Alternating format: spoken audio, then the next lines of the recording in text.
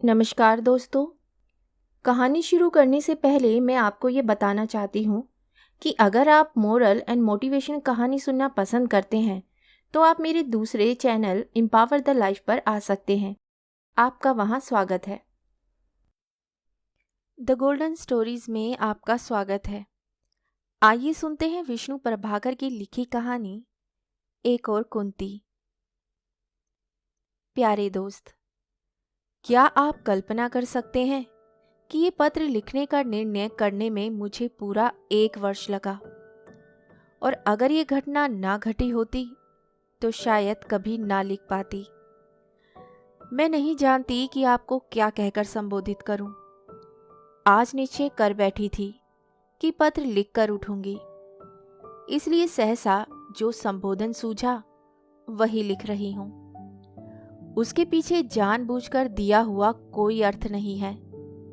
चिट्ठी लिखने का एक और भी कारण हो सकता है। उसमें मन उतर आता है। मैं मन खोलना चाहती थी किसी के सामने। आपको याद होगा कि लगभग 2 वर्ष पूर्व आप इस निकेतन में आए थे। तब मैं नई नई यहाँ आई थी और नहीं जानती थी कि मैं जीती हूँ या मर चुकी हूँ। जीना मरना केवल सांस के आधार पर तो नहीं होता, लेकिन मैं इस मीमांसा में नहीं उलझना चाहती। आदमी गुत्थी सुलझाते सुलझाते स्वयं उसमें उलझ जाता है। इसी उलझन से मुक्ति पाने के लिए तो मैंने साल भर तक अपने से संघर्ष किया है। नर नारी के संबंधों को लेकर मासिक प्रज्ञा में मैंने आपका लेख पढ़ा था।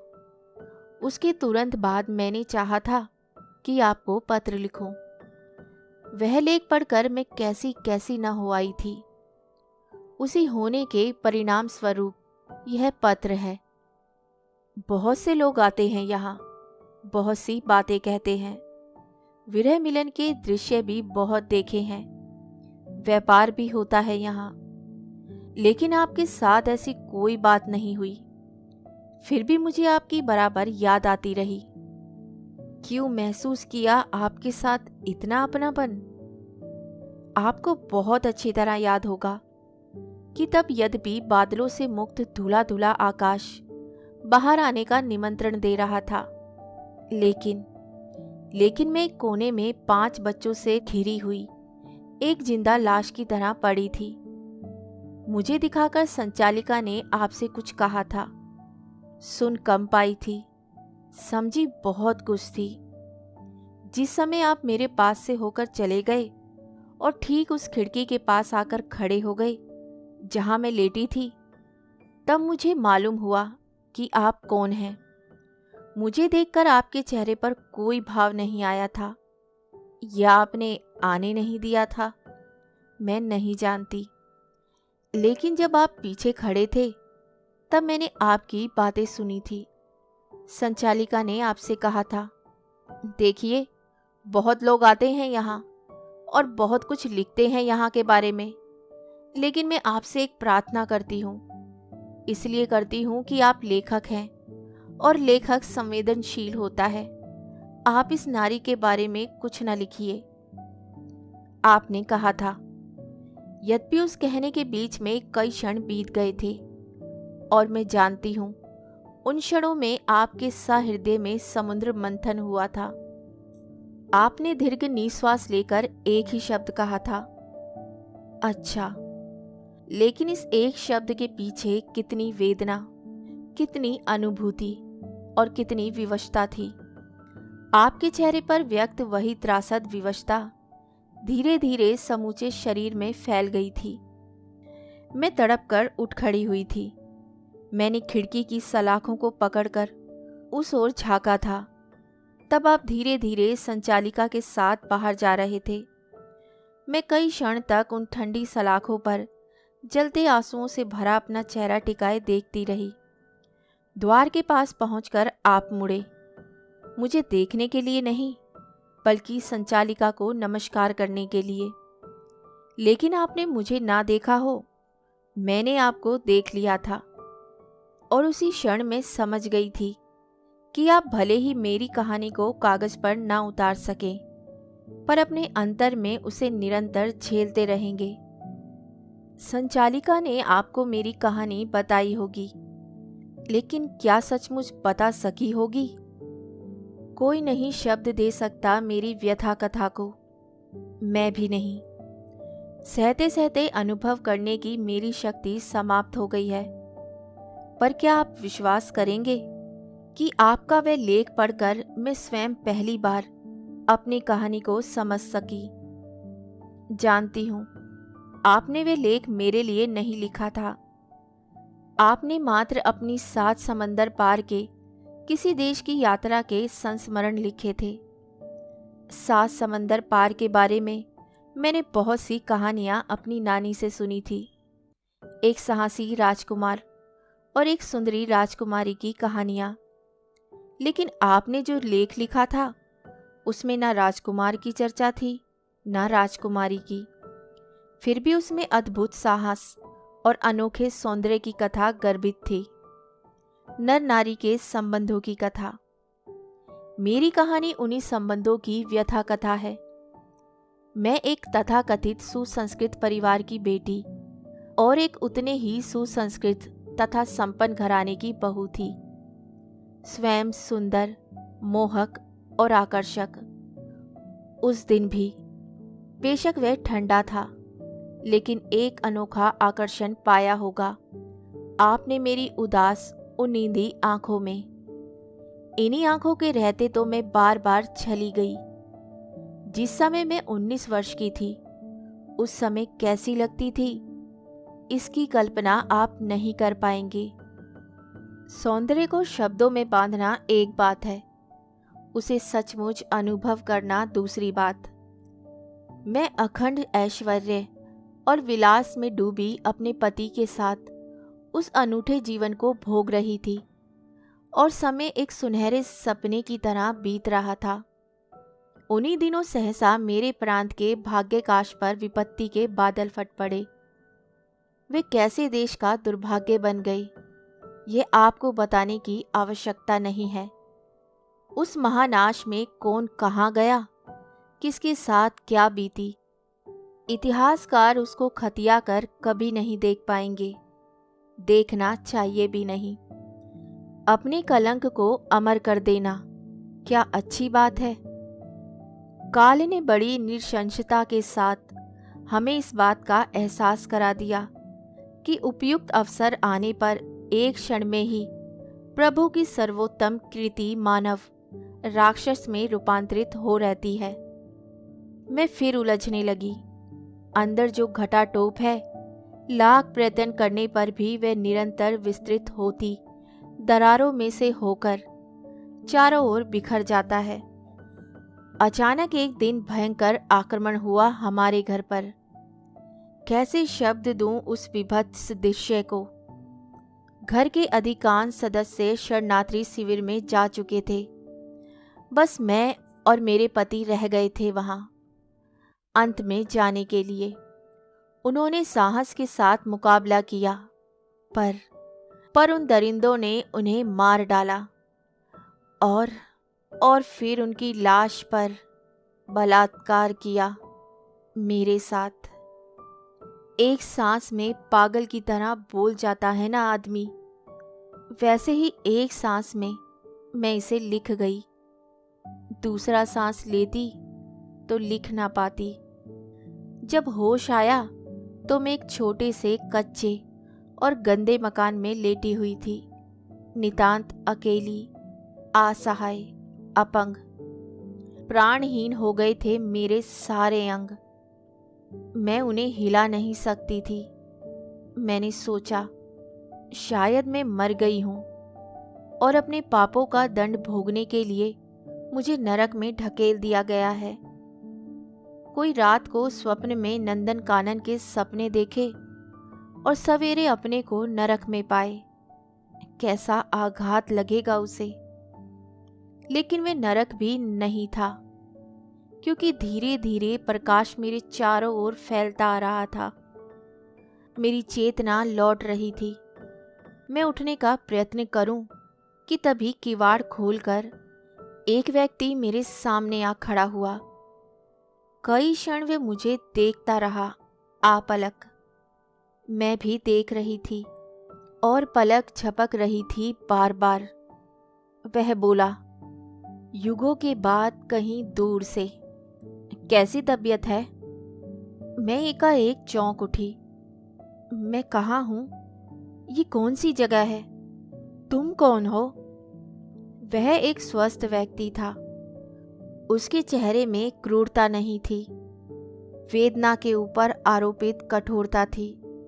उसने बताया धीरे धीरे, मैं नहीं जानता तुम कौन हो। तुम्हारे घरवाले कहाँ हैं? गुंडे कुछ औरतों को भगाकर लिए जा रहे थे, लेकिन फौज ने उन्हें ढूंढ लिया। उस मुठभेड़ में बहुत सी लड़कियां इधर उधर भाग गईं। जब सब लोग चले गए तो मैंने तुम्हें एक खेत में बेहोश पड़े पाया। मैं कौन हूं यह जानने की कोशिश मत करो अभी। इतना समझ लो कि मेरा नाम नूर है। तुम बताओगी तो मैं तुम्हारे घर वालों को खोजने की कोशिश करूंगा। ना जाने कैसी संवेदना थी उसके इन सीधे सच्चे शब्दों में। मैं रो पड़ी और सुबकियों के बीच उसे अपनी दास्तान सुनाने लगी। कई क्षण वह कुछ नहीं बोला, जैसे कुछ अकथनीय कहने के लिए साहस बटोर रहा हो। कई क्षण बाद धीरे धीरे उसने कहा, मैं जानता हूं उस शहर में अब तुम्हारे घर परिवार का कोई आदमी नहीं बचा है, जाति का भी नहीं। कुछ शरणार्थी शिविरों में चले गए हिंदुस्तान जाने के लिए। कुछ नफरत और हिंसा के सैलाब में बह गए। मैं तड़प उठी। मैंने चीख कर कहा था, क्या मैं नहीं जा सकती शिविर में? क्या आप मुझे यहाँ से निकल जाने में मदद नहीं कर सकते? क्या आप कृपा कर। वह दीवार के सहारे खड़ा था। थोड़ा पास आया और बोला, पहले की तरह धीमे धीमे, अभी कुछ नहीं हो सकता। चारों ओर दहकता हुआ लावा फैलता जा रहा है। किसी अंधेरी रात में तुम्हें अपने घर ले जाऊंगा। तुम्हारे लिए नए कपड़े ले आया हूं और तुम अब आयशा हो। क्या? हाँ, तुम अब आयशा हो, समझती हो? प्यारे दोस्त, वे कपड़े पहनते ना पहनते मैं कितना रोई थी। फिर भी हुआ वही जो नूर ने चाहा था। आगे वाली पहली अमावस की रात में मैं मानो हमेशा के लिए नकाब पहनकर उसके घर चली गई। मर ना सकी। मर जाना चाहिए था ना, पर अपने से अजनबी ही रहना मरने से कहीं त्रासद होता है। मैं जानती थी कि नूर मुझे इसीलिए बचाना चाहता था कि मैं नारी थी और सुंदर भी। नर नारी का यही संबंध शाश्वत है ना। और एक बात बताऊं, नूर अविवाहित और हिंदू था। कई दिन बाद पता लगा था मुझे। वह अपनी जमीन जायदाद बचाने के लिए मुसलमान बना था। बहुत लंबी कहानी है मेरी, टुकड़ों टुकड़ों में ही कह पाऊंगी। आप चाहें तो उपन्यास लिख सकते हैं, पर मेरा अनुरोध है, ना लिखिए। कोई कैसे शब्द दे सकता है उस भावना को जो मेरे मन में तब उठी थी जब मैंने अनुभव किया था कि मैं माँ बनने वाली हूँ। दर्द और नफरत का सैलाब मेरे अस्तित्व को छीन गया था। तब मैंने पेट पर मुक्के मार मार कर गर्भ गिराने की नाकाम कोशिश की थी, पर नूर सजग था। मैं अपने मंसूबे में कामयाब नहीं हो सकी। सच तो यह है कि मेरे अंदर ही कोई था जो मेरे मंसूबों को नाकाम बनाने पर तुला हुआ था। अपने ही मैं के दोहरेपन को हम कब समझ पाते हैं। मेरा एक और बेटा था जिसे मैं पीछे छोड़ आई थी। उसकी याद करके मैं अक्सर रोती थी। पति तो अब आने वाले नहीं थे, पर क्या मैं अपने बेटे को भी नहीं देख पाऊंगी? लेकिन मैं तो नए बच्चे की बात बता रही थी। कहाँ से आया यह? कैसे आया? नूर तो उस सारे समय में मेरे पास तक नहीं आया। तब तब उस बलात्कार का नतीजा है यह। हे मेरे प्रभु, तुम ही क्या सचमुच? कितना पुकारा था मैंने उस निर्मम को, वह नहीं पसीजा और समय धीरे धीरे फिसलता रहा और मुझे लगता रहा जैसे वह ठहर गया है। मेरे चारों ओर एक सुलगता अग्निकांड है, जिसमें से उठती आदमी की रक्त मांस की सड़ांध मेरे नासारंधों में घुसती जा रही है। मैं सोते सोते चीख उठी। मैं बाहर भागने को पागल हो उठती, लेकिन एक विभीषिका के बीच में नूर था कि अडिग चट्टान की तरह खड़ा रहा। वह मेरे पास भी नहीं आता था, दूर भी नहीं जाता था। उसने मेरे आंसू पोंछने की भरसक कोशिश की, मेरे परिवार का पता लगाने का प्रयत्न किया, लेकिन सफल नहीं हो सका। तब एक दिन वह मेरे पास आकर बैठ गया और बोला, धीरे धीरे आग बुझ रही है। तुम लोगों को निकालने के लिए सेना आती रहती है। चाहो तो तुम भारत जा सकती हो। आश्चर्य! मैं तब पुरैन के पत्ते की तरह कांप उठी थी और मैंने चीख कर कहा था, नहीं नहीं, मैं नहीं जा सकती, मैं नहीं जाऊंगी। तब पहली बार उसने मेरा हाथ अपने हाथ में लेकर थपथपाया। उस स्पर्श के साथ न जाने कैसी भीगी भीगी संवेदना मेरी रग रग में प्रवाहित होने लगी। मुझे अच्छा लगने लगा। उस दिन वे चुपचाप चला गया, लेकिन तीसरे दिन, 5वें दिन, 7वें दिन उसने फिर यही कहा। मैं निरंतर लड़ती रही अपने आप से। 15वें दिन आकर वह बड़े प्यार से बोला, चलो, वे लोग बहुत पास हैं, मैं तुम्हें छोड़ आता हूं। तुम ना जाना चाहो तो मैं उन्हें यहां बुला लाऊंगा। मैं अब पूरी तरह शांत थी। पूरी दृढ़ता से मैंने जवाब दिया, मैं नहीं जाऊंगी। तुम सब कुछ जानते हो, फिर भी मुझे जाने को कहते हो, क्यों? तब तक वह मुझे अपनी कहानी सुना चुका था। कई क्षण मेरी ओर देखता रहा। उसके बाद उसने कभी मुझसे जाने के लिए नहीं कहा। अब मुझे जीवन भर यहीं रहना था। मेरे दोस्त, घोर अवसाद में डूबे रहने के बावजूद उस दिन मेरे उदास चेहरे पर पहली बार मुस्कुराहट उभरी। इसी के साथ शुरू हुई मेरी कहानी का दूसरा अध्याय। एक दिन मैं मां बनी। अत्याचार की राह आए उस नए शिशु को देखती तो मेरी सुबकियां फूट पड़ती, लेकिन उस मासूम की दृष्टि में ना जाने क्या था कि एक निराली पीर कसक उठती मेरे अंतर में और मुझे उन्माद से भर देती। नारी के कारावास की कहानी यहीं से आरंभ होती है। मेरे दोस्त, क्या आप विश्वास करेंगे कि 6 महीने बीतते ना बीतते मैं फिर मां बनने को हुई। मैं अब नूर की पत्नी थी। उसने मेरे बच्चे को अपना लिया था और मैंने अपने अंतर से पिछले जीवन को धो पोंछ डाला था। धो पोंछ डालने की यह प्रक्रिया कितनी मर्मांतक थी, उसकी अब क्या चर्चा करूं? क्यों करूं? पति तो चले गए थे। उनका परिवार मुझे स्वीकार नहीं कर सकता था। बस बेटे की याद आती थी। कैसी विडंबना है, जो प्यार की राह आया वह दूर हो गया, और जो अब वह कहानी नहीं। लेकिन मेरे कहने मात्र से तो कहानी खत्म नहीं हो सकती। यहाँ के लोग जानते थे कि नूर जमीन जायदाद को बचाने के लिए मुसलमान बना है। धीरे धीरे वे उस पर दबाव डालने लगे और जैसे ही उसने प्रतिरोध करने की कोशिश की, उन्होंने उसे मार डाला। शत विशत तन मन लिए मैं फिर दो राहे पर खड़ी थी, पाषाणवत। नारी भी तो जमीन ही होती है ना, और जमीन के पास उसकी अपनी कोई आवाज नहीं होती।